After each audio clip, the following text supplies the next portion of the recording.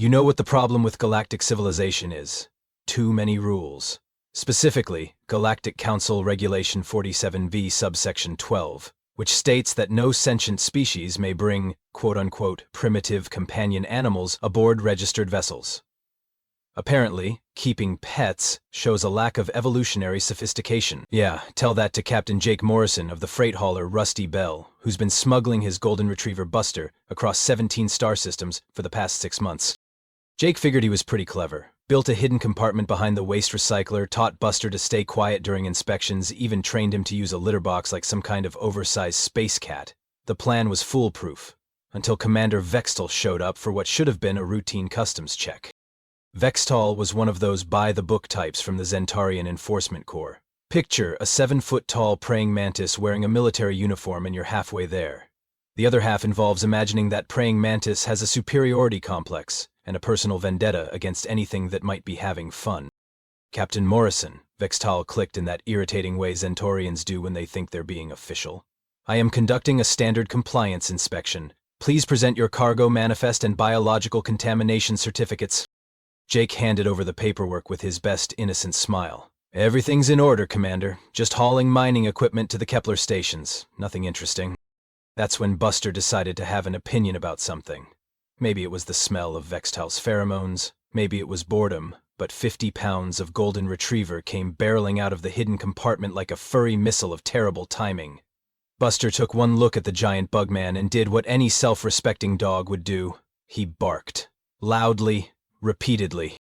What in the name of the Seven Suns is that creature? Vextal screeched, his compound eyes bulging in what Jake really hoped was surprise and not hunger.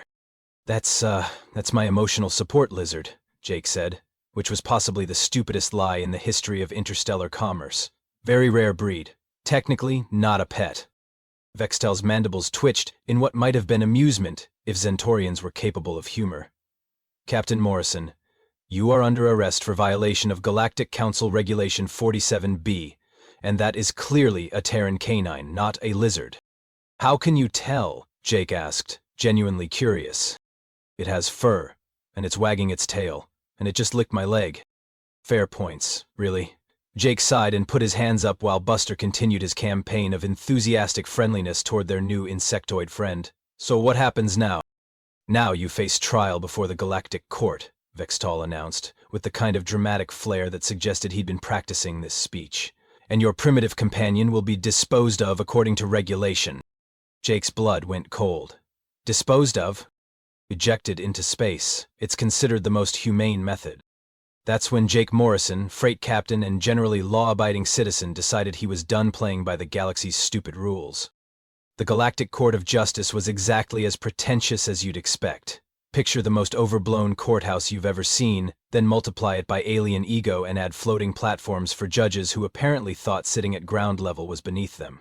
Judge Quindar presided from his crystal throne, looking like a cross between a squid and a disappointed grandfather. His 12 tentacles kept rearranging themselves in patterns that supposedly conveyed legal authority, but mostly just looked like he was having a nervous breakdown.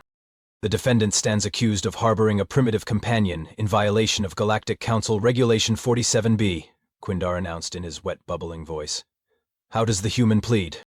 Not guilty, Your Honor, Jake said, trying to keep his voice steady. And I'd like to represent myself. A ripple of what might have been laughter went through the gallery. The prosecutor, a stick-thin vegan named Counselor Zrichtal, literally hissed with amusement. The primitive wishes to defend itself. How delightfully barbaric. Jake stood up straighter. Your Honor, I'd like to present evidence that the bond between humans and their companion animals represents one of the most sophisticated relationships in the known galaxy. Sophisticated? Judge Quindar's tentacles writhed in what Jake was learning to recognize as judicial skepticism. The creature lacks language, technology, and higher reasoning. It serves no productive function. That's where you're wrong, Jake said, warming to his theme. Dogs have been humanity's partners for thousands of years. They've helped us hunt, protected our homes, guided the blind, detected diseases, and provided emotional support through every major crisis in human history. From the gallery, someone who looked like a crystalline tree made a sound like wind chimes having a seizure. The human claims his pet provides emotional support. Perhaps it also files his taxes? More laughter. Jake felt his face burning. You're all missing the point. This isn't about what dogs can do for us. It's about what we can do together. The bond between a human and their dog is based on mutual trust, loyalty, and genuine affection. Something most of your species seem to have forgotten. The courtroom fell silent. Judge Quindar's tentacles stopped moving entirely. Captain Morrison, are you suggesting that your relationship with this animal is superior to the carefully regulated social contracts that govern civilized society? I'm saying that Buster has never lied to me, never betrayed me, and never tried to throw me out an airlock for violating some bureaucratic regulation. Jake shot back. Can your civilization say the same? Wrong answer. Quindar's tentacles turned a deep purple, which Jake figured probably wasn't good. The defendant shows flagrant disrespect for galactic law and order. This court finds Captain Morrison guilty of all charges. What's the sentence? Jake asked, though he had a feeling he wasn't going to like the answer. Exile to the prison planet Kethmore, Quindar announced with obvious satisfaction. You and your primitive companion will have all the loyalty and affection you can handle, assuming you survive the Warbeasts. As the guards moved in, Jake caught sight of Rodriguez, his chief engineer in the gallery. The man gave him a barely perceptible nod. Jake smiled grimly. Maybe, just maybe, he wouldn't be facing this alone after all.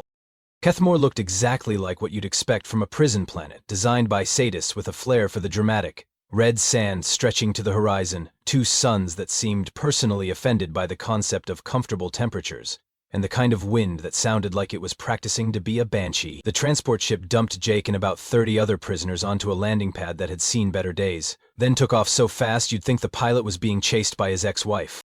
Welcome to paradise, meatbags, announced Administrator Grixlon, stepping out of the shadows like he'd been waiting there just to make an entrance.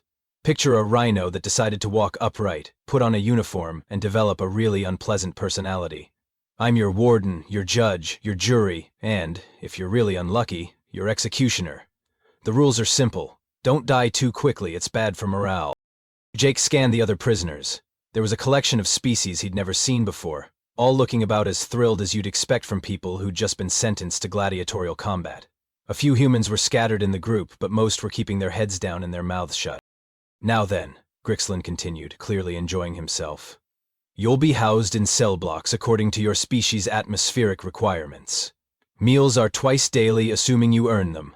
Entertainment is provided via our monthly arena events, where you'll have the privilege of facing our native wildlife.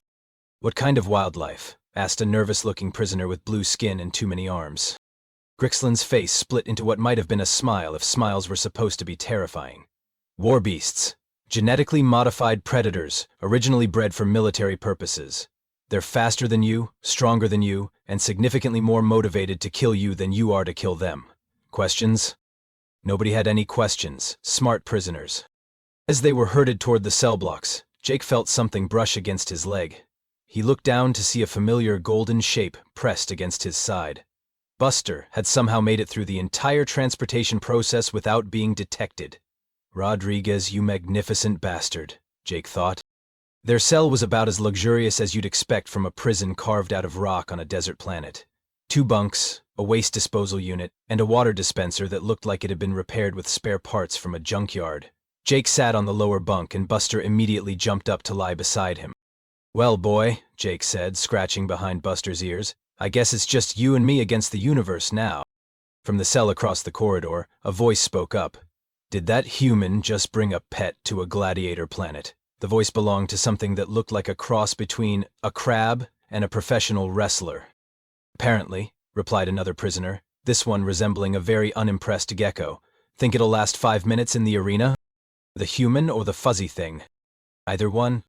Jake sighed and pulled Buster closer. Apparently, even in prison, nobody was going to take them seriously. That was fine. He'd been underestimated before. Although, to be fair, he'd never been underestimated while facing genetically modified killing machines on a desert planet. There was a first time for everything.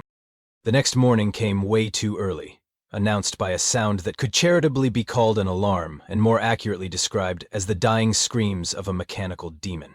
Jake stumbled out of his bunk to find a guard banging on the cell bars with what looked like a cattle prod designed by someone with serious anger management issues. Training time, prisoners, the guard announced. He was one of those species that looked like he'd been assembled from spare dragon parts and bad attitude. Anyone not in the yard in 5 minutes gets to skip breakfast. Forever. The training yard was exactly what you'd expect from a facility designed to prepare people for violent death. Sand, rocks, and an assortment of weapons that had clearly seen better days. Jake grabbed what looked like it might once have been a sword and tried not to think about how many previous owners it had probably outlived. "All right, maggots," bellowed the training supervisor, a creature that looked like a professional bouncer who'd been crossbred with a tank. "Today we're working on basic combat techniques. Try not to die during practice. It's embarrassing for everyone." Jake found himself paired with Thoktamar, a 7-foot-tall warrior from the Crexton system, who looked like he'd been carved from granite and disappointment. Thokmar took one look at Jake, then down at Buster, who was sitting patiently in the shade of a training dummy. "You brought a pet to gladiator school," Thokmar said in a voice like grinding stone. "That is either very brave or very stupid." "I'm leaning towards stupid," Jake admitted, raising his practice sword. Their sparring session lasted about 15 seconds. Jake found himself face down in the sand with Thokmar's boot on his back and the distinct taste of failure in his mouth. Buster trotted over and licked his face, which didn't help with the whole warrior image he was going for. "Perhaps your furry friend could give you fighting lessons," suggested Zilnith, a sleek assassin from the Venom Nebula who moved like liquid death and talked like a sarcastic professor. "It seems to have more killer instinct than you do." "Hey," Jake protested, spitting out sand. "Buster's not a fighter. He's a companion. There's a difference." "Yes," agreed Cordoon, a massive prisoner who looked like a bear that had been bench-pressing other bears. "The difference is that fighters are useful in combat situations." This became the running joke. Every day Jake would drag himself through training while Buster watched from the sidelines, occasionally fetching Jake's dropped weapons or bringing him water. The other prisoners found this endlessly entertaining. "Look," Zilnith would say, "the human has trained his pet to be a squire. How adorable." "What's next?" Thokmar would add. "Will it carry his sword into battle?" "Maybe it could distract the warbeasts by being cute," Corden would suggest, which always got a laugh from the crowd. Jake tried to explain that Buster wasn't meant for fighting, that dogs were companions, not weapons. But try explaining the concept of unconditional love to a group of aliens who'd been sentenced to death by combat. It was like trying to describe color to someone who'd never seen anything but black and white. The worst part was watching Buster try to fit in. The dog would attempt to carry weapons in his mouth, only to drop them when he got distracted by a smell. He'd try to mimic the combat stances, which resulted in him doing something that looked like the world's most enthusiastic playbow. Once he even tried to howl along with the prisoners' war cries, producing a sound that made everyone stop and stare. "Your pet is broken," Zilnith observed after the howling incident. "He's not broken," Jake said, scratching Buster behind the ears. "He's just different." "Different doesn't survive the arena," Thokmar pointed out, not unkindly. 3 weeks into training, Administrator Grixlon made an announcement that sucked all the humor out of the situation. "Prisoners, the monthly feeding day approaches. 10 of you will be selected to face the warbeasts in single combat. Survivors get extra rations and better cell assignments. The rest get to fertilize the arena sand." He paused, looking directly at Jake. "And just to make things interesting, I'm hereby decreeing that the human and his pet will be among the selected combatants. Let's see how that precious bond holds up against a creature designed to kill everything it sees." The training yard fell silent. Jake felt every eye on him, most of them reflecting the same thought. The human and his useless pet were about to become very expensive dog food. Buster looked up at him with those trusting brown eyes and wagged his tail, completely oblivious to the fact that they were both probably going to die horribly in front of a cheering crowd. "Well, boy," Jake said quietly, "I guess we're about to find out if all those years of loyalty and fetch are worth anything after all." Feeding day arrived with all the fanfare of a public execution, which, let's face it, was basically what it was. The arena had been carved directly into the bedrock of Kethmore, creating a natural amphitheater that could seat about 3,000 spectators. Most of those seats were filled with guards, administrators, and the kind of people who thought watching prisoners fight to the death was quality entertainment. Administrator Grixlon sat in his private box, looking like he'd just won the lottery and found his favorite restaurant all in the same day. "Ladies, gentlemen, and assorted species," he announced through the arena's sound system, "welcome to this month's Feeding Day Spectacular. Today's menu features 10 condemned prisoners facing our crown jewel, the Warbeast Kethara." Jake stood in the holding area with the other 9 selected prisoners, trying not to think about how none of the previous month's survivors were anywhere to be seen. Buster sat beside him, panting slightly in the heat, but otherwise looking remarkably calm for someone about to face a genetically modified killing machine. "Human," Thokmar said quietly. "I want you to know that while I have enjoyed mocking your pet, I respect your courage in facing death together." "Thanks," Jake replied. "I think—" "When the beast comes for you," Zilnath added, "try to die quickly. It's more dignified than being torn apart slowly." "You guys are really great at pep talks," Jake muttered. The first 3 prisoners were released into the arena to face smaller warbeasts, creatures that looked like wolves crossed with industrial shredders. The fights were brutal and mercifully short. Jake tried not to watch, but the sounds were impossible to ignore. Snarling, screaming, then silence. The crowd cheered each time. "Next up," Grixlin announced with obvious glee, "we have our special attraction. The human Jake Morrison and his primitive companion will face Cathara, our largest and most successful warbeast. This magnificent creature stands 12 feet tall, weighs approximately 2 tons and has never lost a fight." The arena gates opened, and Jake walked out into the blazing sunlight with Buster at his side. The crowd's reaction was immediate and predictable. Laughter. Lots of it. Someone in the upper tiers was making barking noises. Another spectator shouted, "Did they run out of real prisoners?" The opposite gate began to rise, with a grinding mechanical sound that seemed to go on forever. Jake gripped his sword tighter and tried to remember everything he'd learned in training, which wasn't much. Stay mobile. Keep the weapon between you and the enemy. Try not to panic. Cathara emerged from the shadows like a nightmare given physical form. The beast was built like a cross between a lion, a rhinoceros, and something that had crawled out of humanity's deepest phobias. 6 legs, each ending in claws that could probably cut through steel. A head the size of a small vehicle with teeth that belonged in a museum of things that should never exist. And eyes. Intelligent eyes that seemed to be calculating exactly how much pain it could inflict before finishing the job. The crowd fell silent. Even the guards stopped joking.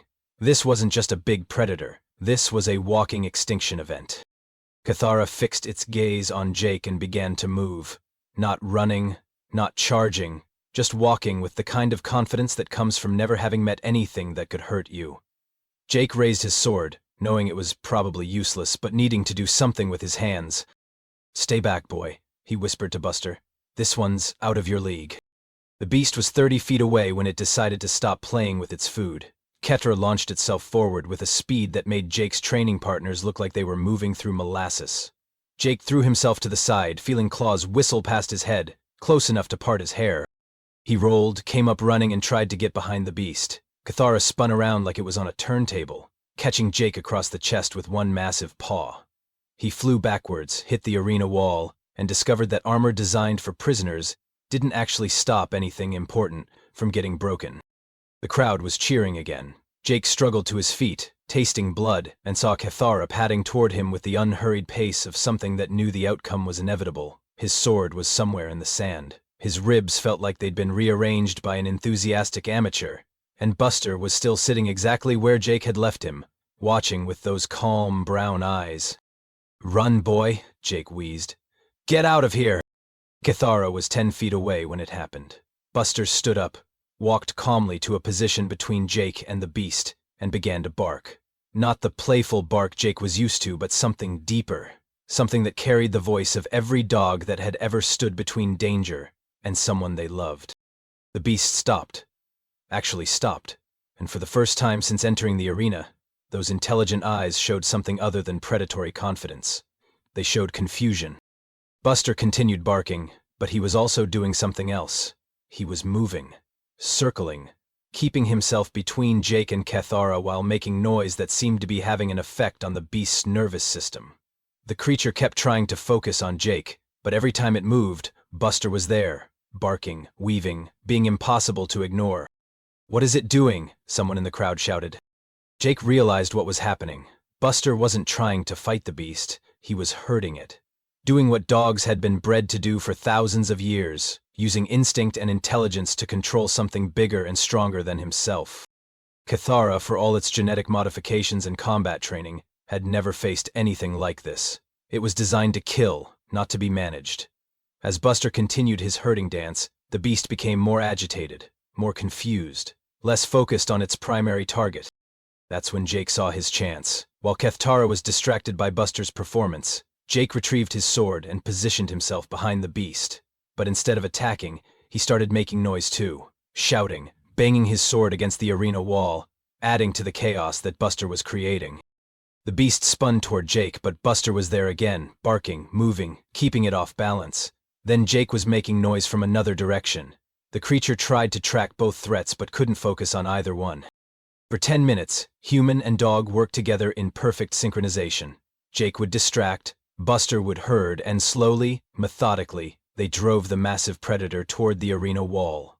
When Kethara finally made a desperate charge at Jake, Buster was ready. The dog launched himself at the beast's rear leg, not to attack but to trip. 50 pounds of golden retriever hit 2 tons of Warbeast at exactly the right moment and exactly the right angle. Kethara stumbled, crashed into the arena wall, and in the few seconds it took to recover, Jake was there with his sword. The fight ended with a sound like a sigh. Kethara collapsed to the sand, and Jake stood over it, breathing hard, covered in blood and dust, with Buster sitting calmly beside him like they'd just finished a particularly energetic game of fetch. The arena was completely silent. 3,000 spectators, and you could have heard a pin drop. Jake looked up at Administrator Grixland's box and saw the warden's face cycling through expressions of shock, confusion, and something that might have been respect. Finally, someone in the crowd started to clap, then another. Then the entire arena erupted in applause that seemed to shake the very foundations of the prison planet. Jake knelt down and hugged Buster, who licked his face and wagged his tail like this was just another day at the office. Which, Jake supposed, it was. Dogs had been protecting their humans for millennia. The fact that they were doing it on an alien world against a genetically modified killing machine was just a minor detail. "Good boy," Jake whispered. "Very good boy." The walk back to the holding area was unlike anything Jake had experienced in his 3 weeks on Kethmore. Prisoners who had spent days mocking him and Buster now stepped aside with something approaching reverence. Thokmar, the granite warrior who had consistently kicked Jake's ass in training, actually bowed slightly as they passed. "Human," Thotamar said, his voice carrying a weight it hadn't before. "I have fought in 17 different star systems. I have seen warriors from species that live only for battle. But I have never witnessed anything like what you and your companion just accomplished." Zilneth, the liquid death assassin, was examining Buster with professional interest. The creature used psychology. It understood that the beast's greatest strength was also its weakness, overconfidence. "Fascinating." "He's not a creature," Jake said, though without the heat he would have put into it a week ago. "His name is Buster, and he's not trained for combat. He just did what dogs do. He protected his pack." "Packed," Cordoon repeated thoughtfully. The bear-like prisoner was looking at Jake with new eyes. "Yes, I think I understand now. You are not master and pet. You are family." Word traveled fast through the prison complex. By the time Jake and Buster reached their cell, a small crowd had gathered. Prisoners from different species, different worlds, all wanting to see the human and his companion, who had done the impossible. "Is it true?" asked a reptilian prisoner Jake had never spoken to before. "Did your companion actually help you kill Kethara?" "We killed Kethara," Jake corrected. "Together. That's how it works." The concept seemed to be spreading through the prison like wildfire. Jake noticed prisoners who had barely acknowledged each other before starting to form small groups. Not gangs exactly, but something more like support networks. He watched a massive, crystalline being from the Andromeda system, showing a smaller, more fragile prisoner how to properly hold a weapon. 2 species that had been at war for centuries were sharing water rations. Administrator Grixland showed up at Jake's cell 3 days later, looking like he'd been wrestling with concepts that didn't fit into his worldview. The warden stood outside the bars for a long time, just watching Buster sleep peacefully on Jake's bunk. "I've been running gladiator planets for 30 years, Grixland said finally. "I've seen every kind of fighter, every species, every combat technique. But I've never seen anything like what happened in that arena." "Disappointed?" Jake asked. "Confused," Grixland admitted. "According to every military manual ever written, your companion should have been useless in combat. No weapons, no armor, no formal training. By all logic, it should have been killed in the first 30 seconds. But it wasn't. No, it wasn't. Instead, it demonstrated tactical awareness, adaptive strategy, and perfect coordination with its partner. It turned a hopeless situation into a victory using nothing but intelligence and, what would you call it? Love." Jake said simply. He loves me. I love him. When someone you love is in danger, you do whatever it takes to protect them. Grixland's expression suggested he was processing this information like a computer trying to run software it wasn't designed for. Love. As a combat multiplier. As a everything multiplier, Jake corrected.